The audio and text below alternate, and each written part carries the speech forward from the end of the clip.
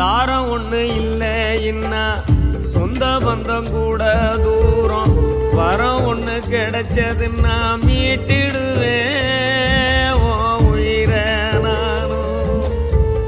தாயுக்கு பின் தாரம்னு பலர் சொல்லி கேட்டிருக்கேன், தாரத்துக்கு பின் வாழ்க்கைய பாரம்னு தெரிஞ்சுக்கிட்டேன்.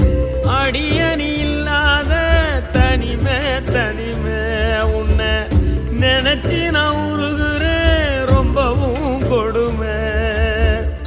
உறவுகள் ஊரார் காட்டும் அனுதாப கொல்லைய வாழ்க்கையோ ஆனது அந்த பரிதாபம் இல்லை. அந்த பகலும் எனக்கு இருண்டு போனது, அழுது கண்களும் வறண்டு போனது.